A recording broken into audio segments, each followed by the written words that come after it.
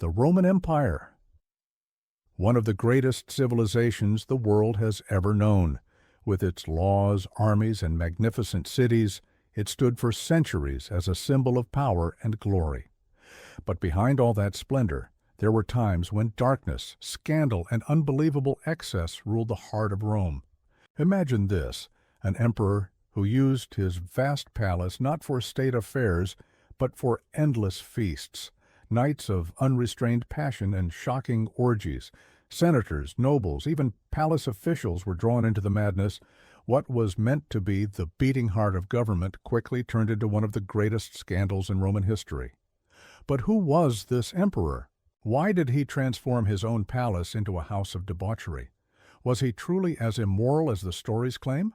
Or could it all have been propaganda spread by his enemies? And perhaps most importantly, how did such a lifestyle shape the fate of a mighty empire like Rome? Today we dive into the story of one of history's most controversial and scandalous figures, the emperor who turned his palace into a brothel. The Roman Empire has long been remembered as a symbol of power, grandeur, and discipline. Yet behind this magnificence always lurked shadows of excess, intrigue, and contradiction. On one side stood the legions that conquered the known world, the majestic roads, aqueducts, and monumental cities. On the other, rulers enslaved by their passions, blood-soaked arenas, banquets that lasted for days, and spectacles designed to distract the masses. To understand the emperor who turned his palace into a house of pleasure, we must first understand the very soul of Rome. Everyday life for the Roman people was full of contradictions. A common citizen might listen to debates in the Forum in the morning and then watch brutal gladiatorial fights in the Colosseum that same afternoon. Roman society prided itself on values of morality and discipline, but in truth, pleasure, lust, and luxury were deeply woven into daily life. What truly mattered to the masses was food and entertainment. The state knew this well, maintaining control through the famous policy of bread and circuses. A full stomach and thrilling spectacles kept the people from questioning politics. The emperor's role in this balance was immense. In Rome, the emperor was not only a ruler, but also seen as the earthly representative of the gods. His personal life itself served as an example to the people. He was expected to embody virtue, justice, and discipline. But in reality, many emperors, once they seized absolute power, abandoned statesmanship and pursued their own desires. Here, the Senate and Rome's aristocratic families often played a decisive role. The easiest way to destroy an unpopular emperor was to attack his private life. The shocking tales we read in history books often mix fact with fiction, as political enemies exaggerated or invented scandals. Still, some emperors did not need enemies to tarnish their reputations. Their own actions were outrageous enough to stain the grandeur of Rome forever. As the empire grew wealthier, the aristocratic class drowned itself in luxury. Noble households hosted banquets lasting days with dozens of exotic dishes, fruits imported from distant lands, and rivers of wine. Women adorned themselves with gold and jewels, while men flaunted embroidered togas and flowing cloaks. Some elites were so obsessed with display that they dined from golden plates, only to smash them afterward, proof of their wealth and contempt for others. These excesses were not mere pleasures. They were deliberate demonstrations of power. Nowhere was this culture of extravagance more visible than in the imperial court. The emperor lived surrounded by magnificence, and while this inspired awe among the people, it also bred resentment. Romans loved entertainment, but when rumors spread that the emperor himself was sinking into debauchery, outrage followed. The people wanted their ruler to be both strong and moral. This is where the pens of Rome's historians come in. Writers like Suetonius, Tacitus, and Cassius Dio recorded the lives of emperors with sharp focus on their private affairs. Sometimes they preserved real events, other times they amplified rumors or served political agendas. Whenever an emperor lost the Senate's favor, Accusations of depravity quickly followed. A simple banquet in the palace could, in the pages of history, be transformed into a scandalous orgy. Thus, truth and legend became deeply entangled. And yet, there were emperors whose lives truly crossed the boundaries of restraint. Some rose to power as mere children, unprepared for absolute authority. Others became drunk with power and refused to recognize any limits. Their names became symbols not of Rome's strength, but of its excess. Among them stands one figure above all, an emperor remembered less for the glory of his empire than for the scandal of his pleasures. His palace ceased to be the heart of the state, and instead became one of history. The most infamous houses of debauchery. The story of the young emperor who ascended the Roman throne is, in many ways, a cautionary tale of what happens when absolute power is placed in the fragile hands of a child. From the moment he was born, his fate was sealed. He would never live an ordinary life.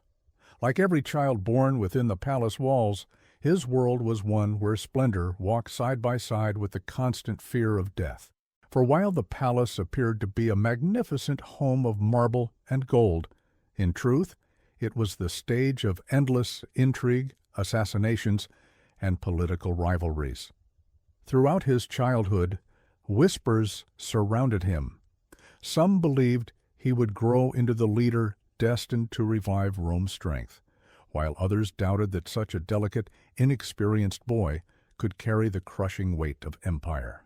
His family had already suffered at the hands of politics, his father and close relatives eliminated through schemes and treachery. Thus his rise to power was not the result of choice, but of desperation. Rome had placed on its throne a young man who appeared far too fragile for such a burden. When he took the purple, the Roman people felt both hope and fear. Some dreamed that the vigor of youth would bring fresh energy, a new golden age. But others worried that inexperience would lead him astray, that passions might overwhelm his duties. In the early years, these doubts only grew louder, for the young emperor showed little interest in the affairs of state. Politics was, to him, a heavy and tedious burden, while the dazzling life of the palace offered irresistible temptation. From the beginning, his taste for extravagance stood out. Roman historians often remarked on his obsession with gold and jewels. Instead of filling the imperial treasury, wealth was poured into lavish feasts, the construction of new palace chambers, and garments encrusted with precious stones. The palace gardens overflowed with exotic animals, lions from Africa, elephants from India, rare birds from the East, living trophies of his desire for spectacle. For him, these were not only symbols of power and grandeur, but also instruments of personal indulgence. At first, such pleasures were reserved for his inner circle. Senators, generals, poets, and artists were invited into the palace to feast at endless banquets where wine flowed without measure, music filled the halls, and dancers performed late into the night. But soon, these gatherings took on a different shape. No longer simple celebrations, they became wild revelries where boundaries disappeared and desire reigned unchecked. In the beginning, the Senate offered little protest. Many members even welcomed the emperor's indulgence, for the more distracted he became, the more power they could claim in state matters. But soon, rumors spread through the city. At a time when taxes weighed heavily and the economy strained, stories of the emperor losing himself in nights of excess stirred growing resentment. Rome has no emperor, people whispered in the streets, only a madman. What set him apart was not merely his love of luxury. Many aristocrats had shared that weakness, but the extremity with which he pursued it. Banquet tables groaned under the weight of dozens of exotic meats. Only the rarest, most expensive wines were poured. Men and women wandered freely through the palace, mingling without restraint in nights that knew no boundaries. This was no ordinary decadence. It was one of the most scandalous courts history had ever seen. To the Roman people, such behavior was not only immoral, but dangerous. The palace, the very heart of empire, no longer functioned as the seat of government. It had become a theater of debauchery. While enemies gathered on Rome's borders, their emperor drowned himself in wine and dancers. In the eyes of the people, this shattered the sanctity of his office, and so the boy who had ascended the throne was quickly remembered not for his rule, but for his scandals. His name became a whispered legend in the streets, in the shadowed halls of the Senate, and behind the guarded gates of the palace. To some, he was a sinner who had drawn down the wrath of the gods. To others, a fearless spirit who bowed to no law but his own desires. Yet, whatever the truth may be, the madness that began behind his palace doors cast a dark shadow across Roman history. Rome had endured for centuries through discipline, order, and military might. The people did not see their emperor merely as a ruler, but as the earthly representative of the gods. For this reason, his personal behavior was never confined within the palace walls. It shaped the destiny of the entire empire. At first, the orgies and endless entertainments of the young emperor were whispered only in hushed tones. Those invited to the palace feared speaking openly, for his wrath was swift and unforgiving. But over time, the whispers spilled into the streets. The people grew bitter. Taxes were rising. The price of bread climbed higher, and the cost of endless wars drained their lives. Yet their emperor drowned night after night in wine and lust. A new saying began to circulate in Rome's streets: "The emperor rules not the state, but only his pleasures." This phrase took root in the minds of both the people and the Senate. In markets, citizens muttered it under their breath. Soldiers whispered it in garrisons. Even slaves carried the gossip into their masters' homes.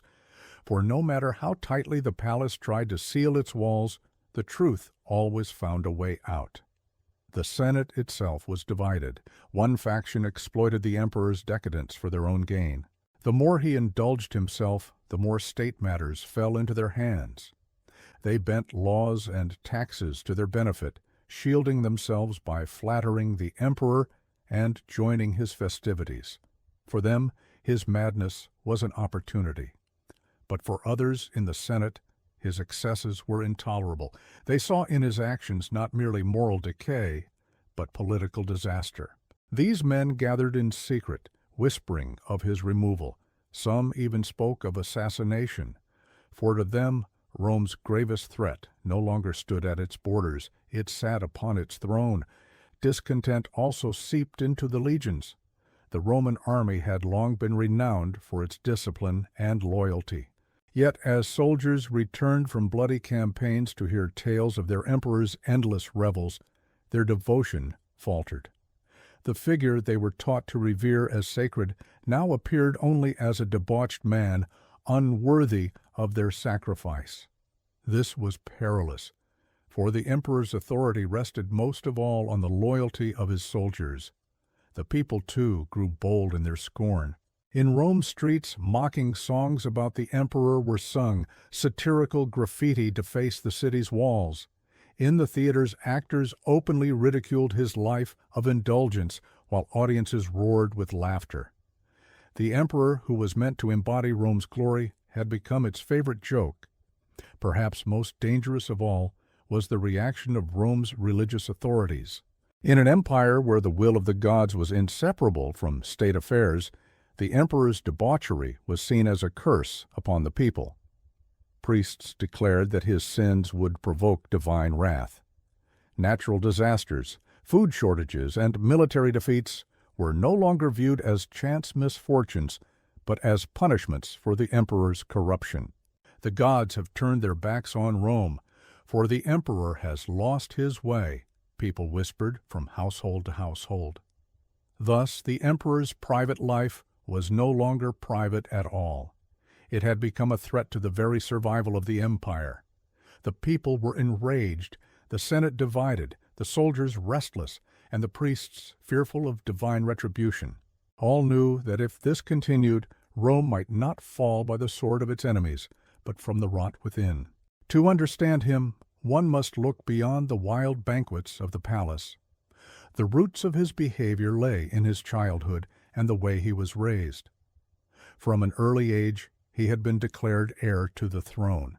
He lost his mother or father while still young and grew up surrounded by plots, whispers of treachery, and the shadow of assassinations. To grow up in the Roman palace was never to live with love or security. It was to exist in constant paranoia, fear, and loneliness. At an age when most children should have been playing, he was already caught in the web of schemes for the throne, court gossip, and bloody rivalries. Perhaps his endless thirst for wine and pleasure was nothing more than the scar of this childhood trauma. A soul that could not find trust or loyalty in the real world sought comfort in an imagined one, where limitless indulgence dulled the pain. Historians describe him as intelligent, yet deeply paranoid. He trusted no one, always feeling watched, always fearing betrayal. For him, the palace revels were not only about lust or excess, but also about escape. In those moments, he could forget the burdens of state, his enemies, and the opposition in the Senate. Within the haze of music, wine, and desire, he felt untouchable, even by the gods themselves. His family legacy also shaped him. Where some of his ancestors were remembered as stern, disciplined generals, he chose the opposite path. He sought to prove himself not on the battlefield, but in the marble halls of the palace. Perhaps there was within him a hidden defiance. My predecessors ruled Rome through discipline. I will rule Rome through my pleasure. Some historians argue he was not merely a ruler consumed by lust, but a profoundly lonely man. Even in the crowded halls of the palace, surrounded by hundreds of courtiers, he was utterly alone. Those who stood by his side were there for his power, not for him. True friendship and loyalty were strangers to him, and so he fled into orgies and endless entertainments. In those moments, the people around him seemed genuinely present, and he could briefly forget the emptiness of his reality. But such loneliness also bred cruelty. Unable to trust others, he ceased to value their lives. Slaves and servants were treated as disposable playthings in his spectacles. People were no longer individuals, but instruments, some to provide pleasure, some to enhance his display, others merely to serve as spectators. This callousness only deepened his reputation as a monster, and within the palace it fueled intrigue.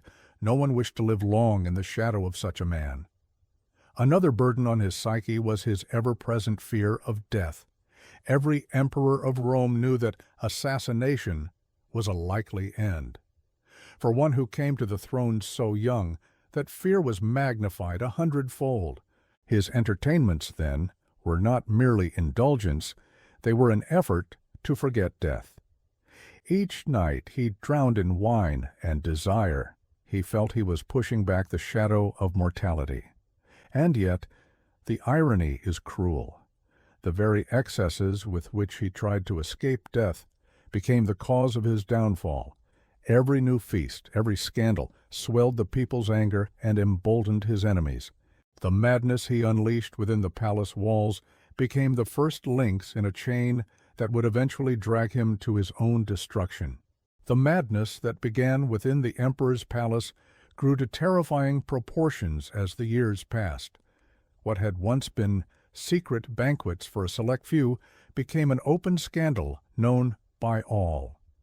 Soon even the children in Rome's streets were whispering about the emperor as endless orgies that stretched until dawn.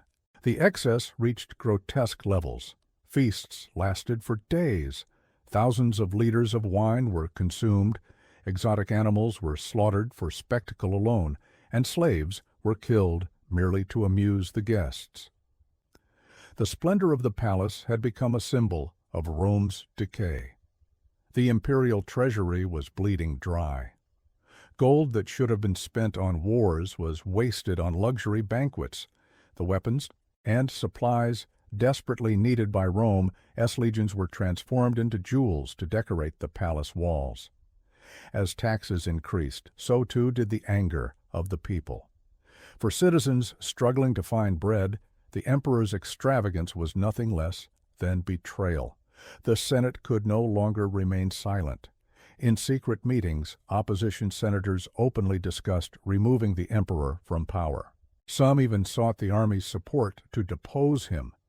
But the emperor still believed himself untouchable, lashing out with even greater cruelty at every criticism.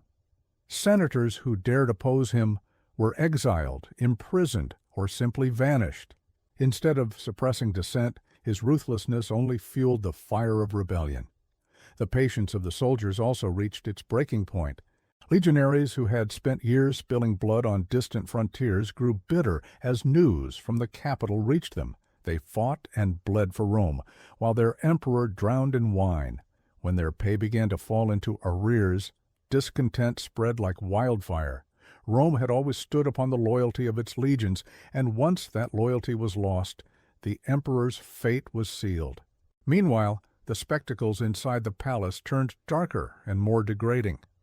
Chroniclers wrote that, at certain feasts, the emperor forced his guests to participate in humiliating games to prove their loyalty, punishing harshly anyone who dared refuse his shameful demands.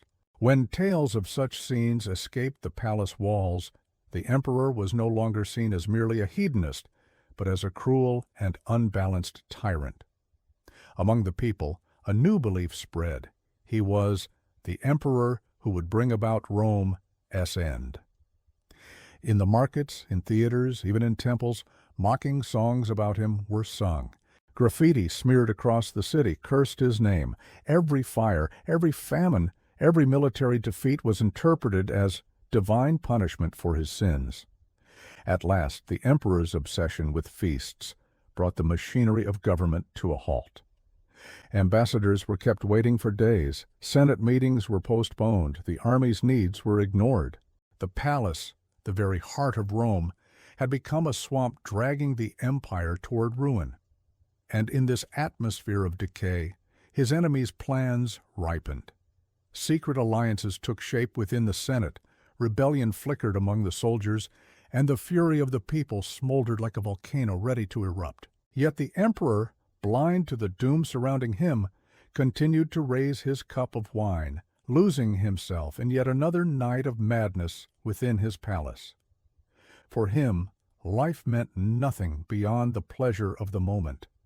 What he failed to realize was this: beyond the walls of his gilded prison, Rome's collapse had already begun. Rome's brightest palace had, over the years, become the very heart of its darkest rumors. Once admired for its splendor, those marble walls now stood as symbols of shame and decadence in the eyes of the people. The endless orgies, feasts, and cruel entertainments no longer reflected the emperor's power, but rather his downfall. Outwardly, Rome still looked strong, but inside it was rotting away. The imperial treasury lay empty.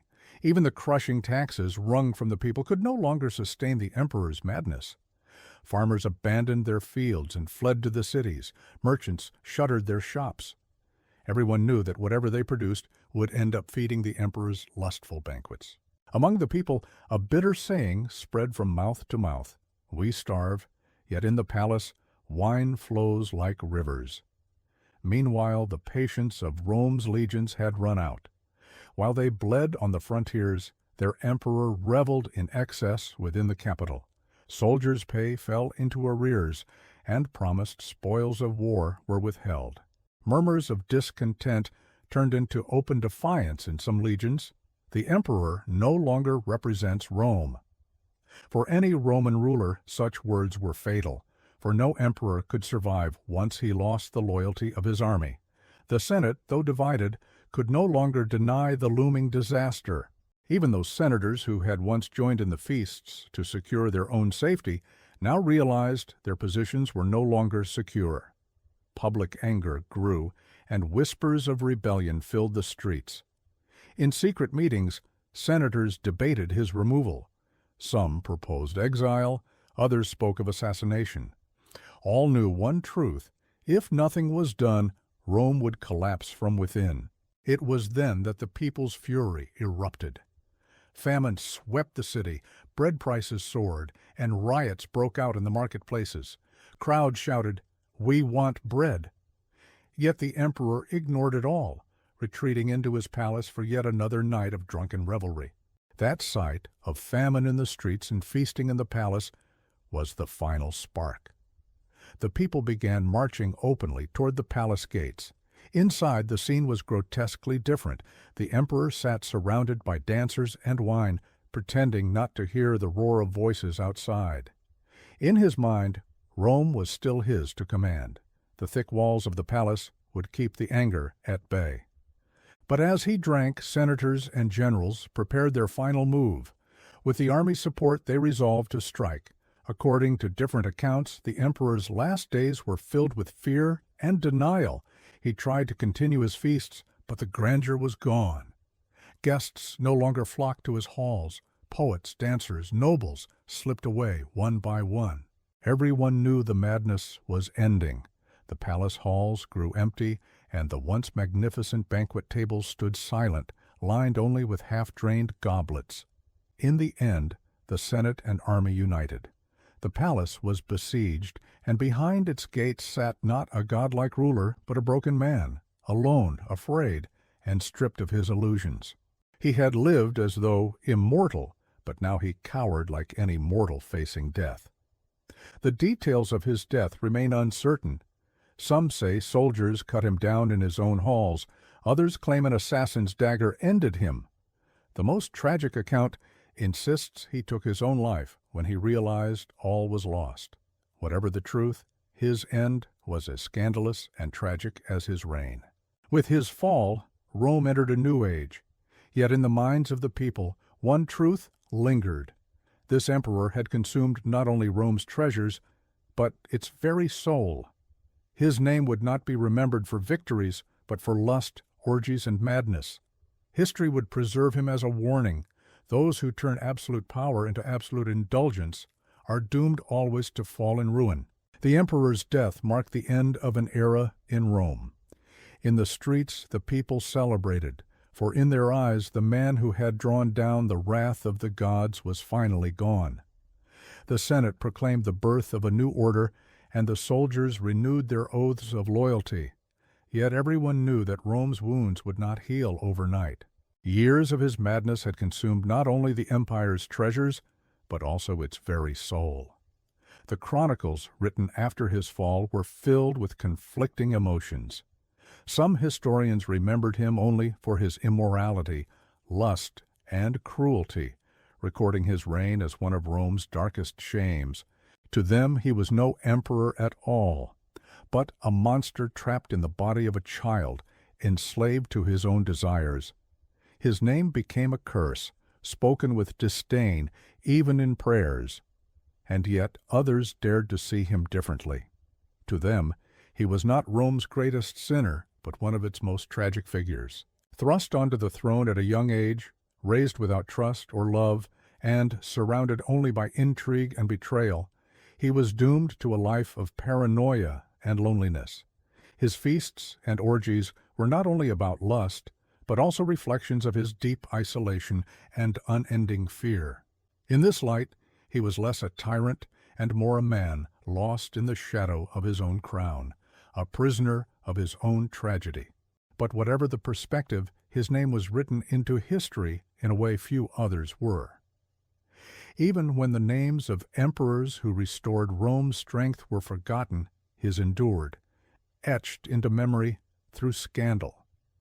People are inclined to remember disgrace more vividly than triumph, and so the stories of his palace, his excesses, and his downfall were passed from mouth to mouth, staged in theaters, recited in verse, and woven into folklore for centuries.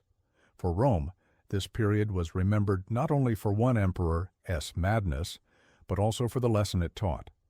A people who once believed their rulers lived as gods came to see that even emperors were not immune to human weakness. That realization reshaped the empire itself. The Senate grew in influence, the army's role expanded, and the state became more cautious of placing too much unchecked power in one man's hands. For all now understood that the passions of a single ruler could drag an entire empire into ruin. Even today, historians continue to debate his legacy. Some brand him forever as the emperor of depravity, while others view him as a tragic child crushed under the weight of power. But one truth remains undisputed. He became one of the most unforgettable figures in Rome, in history.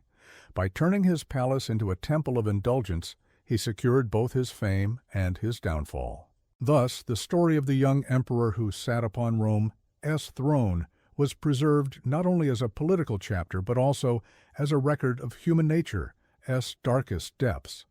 His life remains a timeless reminder that absolute power, when not tempered by wisdom, destroys not only its wielder, but the very world left in their wake.